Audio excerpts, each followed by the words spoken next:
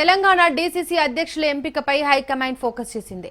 ముఖ్యమంత్రి రేవంత్ రెడ్డిని PCC chief Mahesh Kumar Goud ను ఢిల్లీకి పిలిపించిన హైకమాండ్ డీసీసీ అధ్యక్షుల ఎంపికపై తుది నిర్ణయం తీసుకునే అవకాశం ఉంది. ఇప్పటికే జిల్లాల నుంచి 3 చొప్పున పేర్లను జిల్లాల పరిశీలకులు ప్రతిపాదించి లిస్టులు పంపారు.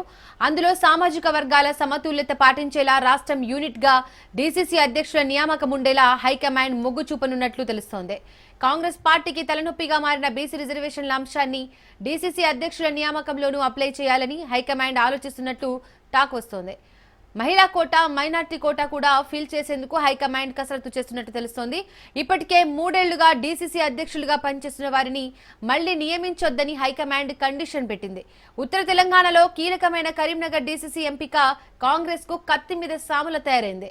డీసీసీల అంశానికి సంబంధించి హైకమాండ్ భేటీలో CM Revanth Reddy, PCC chief Mahesh Goud, AICC వ్యవహారాల in charge Meenakshi Natarajan, deputy CM Bhatti Vikramarka, మంత్రి ఉత్తమ్ కుమార్ రెడ్డి, ఏఐసీసీ కార్యదర్శి వంశీచంద్ రెడ్డి పాల్గొననున్నారు.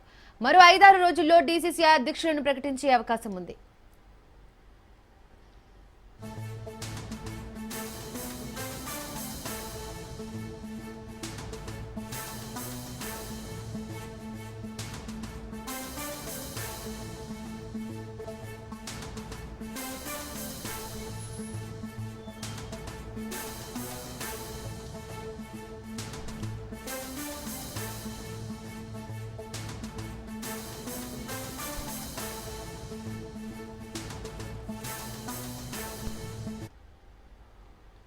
తెలంగాణ డీసీసీ అధ్యక్షుల ఎంపికపై హైకమాండ్ ఫోకస్ చేసింది. ముఖ్యమంత్రి రేవంత్ రెడ్డిని, పీసీసీ చీఫ్ మహేష్ కుమార్ గౌడ్ ను ఢిల్లీకి పిలిపించిన హైకమాండ్ డీసీసీ అధ్యక్షుల ఎంపికపై తుది నిర్ణయం తీసుకునే అవకాశం ఉంది. ఇప్పటికే జిల్లాల నుంచి 3 చొప్పున పేర్లను జిల్లాల పరిశీలకులు ప్రతిపాదించి లిస్టులో పంపారు. ఇందులో సామాజిక వర్గాల సమతుల్యత పాటించేలా రాష్ట్రం యూనిట్ గా డీసీసీ అధ్యక్షుల నియామకం ఉండేలా హైకమాండ్ మొగ్గు చూపనున్నట్లు తెలుస్తోంది.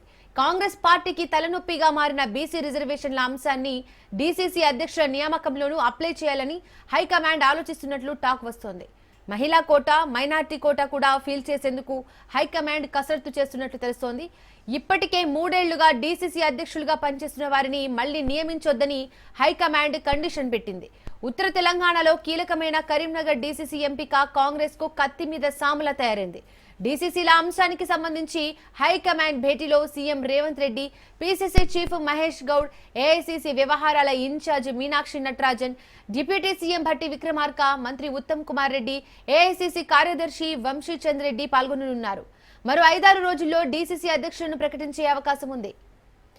ఇక దీనికి సంబంధించి మోర్ డీటెయిల్స్ మా ప్రతినిధి రాజు లైవ్ ద్వారా అందిస్తారు. రాజు. రైట్ దీపిక, ఇవాళ ఏఐసీసీ కేంద్ర కార్యాలయం ఇందిరాభవన్లో, ఢిల్లీలోని ఇందిరాభవన్లో కీలక సమావేశం జరగబోతా ఉంది. ఈ సమావేశం ఏఐసీసీ చీఫ్ మల్లికార్జున ఖర్గే అధ్యక్షతన ఈ యొక్క సమావేశం జరగబోతా ఉంది. ఈ సమావేశానికి తెలంగాణ సీఎం రేవంత్ రెడ్డితో పాటుగానే TPCC chief Mahesh Kumar Goud, deputy CM Bhatti Vikramarka, AICC Telangana రాష్ట్ర వ్యవహారాల ఇన్ఛార్జిగా ఉన్నటువంటి మీనాక్షి నటరాజన్తో పాటుగా మంత్రి ఉత్తమ్ కుమార్ రెడ్డి, ఏఐసీసీ కార్యదర్శిగా ఉన్నటువంటి వంశీచంద్ రెడ్డిలు కూడా ఈ సమావేశంలో పార్టిసిపేట్ చేస్తారు. ప్రధానంగా ఇటీవలనే డీసీసీ అధ్యక్షుల నియామకానికి సంబంధించి ఏఐసీసీ ఒక కీలక కమిటీలను వేసింది. అందుకు సంబంధించి కూడా ఏఐసీసీ అబ్జర్వర్లను దాదాపు 22 మందిని తెలంగాణకు పంపినటువంటి పరిస్థితి ఉంది. వారికి అనుబంధంగా కూడా టీపీసీసీ పలువురు నేతలను అటాచ్ చేస్తూ కూడా జిల్లాల్లో పర్యటన చేపట్టారు. వివిధ నేతల అంటే ఎమ్మెల్యేలు, ఎంపీలు, వారితో పాటుగానే స్థానికంగా ఉన్నటువంటి ముఖ్య నేతల యొక్క అభిప్రాయ సేకరణ కూడా చేపట్టడం జరిగింది.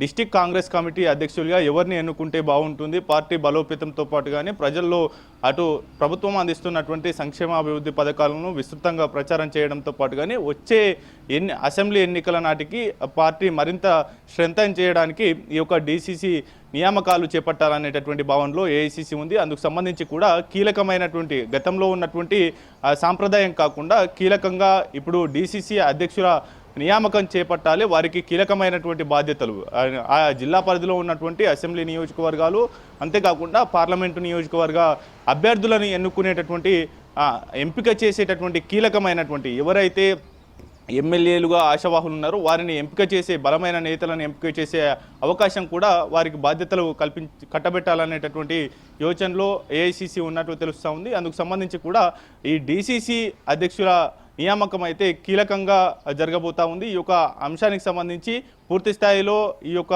డీసీసీ నియామకాలకు సంబంధించి తుది దశకు కసరత్తు చేరింది. అందులో భాగంగానే తెలంగాణకు చెందినటువంటి కీలక నేతల అభిప్రాయాలు, సూచనలు కూడా ఈ యొక్క ఇప్పటి వరకు వివిధ జిల్లాల్లో పర్యటించినటువంటి ఏఐసిసి అబ్జర్వర్లకు ఆయా జిల్లాలకు చెందినటువంటి కీలక నేతలు తమకు అవకాశం కల్పించాలనేటటువంటి వినతి పత్రాలను కూడా అందజేసినటువంటి పరిస్థితి అయితే ఉంది. ఆ యొక్క ప్రతిపాదనల అన్నిటినీ జోడించి పూర్తి స్థాయిలో సామాజిక సమీకరణాలు, అంతేకాకుండా వివిధ నాయకుల ఆయా జన ప్రాబల్యం ఉన్నటువంటి నేతలు కావచ్చు, జన ఆదరణ ఉన్నటువంటి నేతలు ఎవరైతే ఉన్నారో అనేది ఒక్కో జిల్లాకు 5 నుంచి 6 పేర్లను ఏఐసిసికి అబ్జర్వర్లు ప్రతిపాదించారు. వాటిపైన కూడా తెలంగాణ కాంగ్రెస్ ముఖ్య నేతల అభిప్రాయం తీసుకొని ఈ యొక్క డీసీసీ ఎంపిక జరగబోతా ఉంది.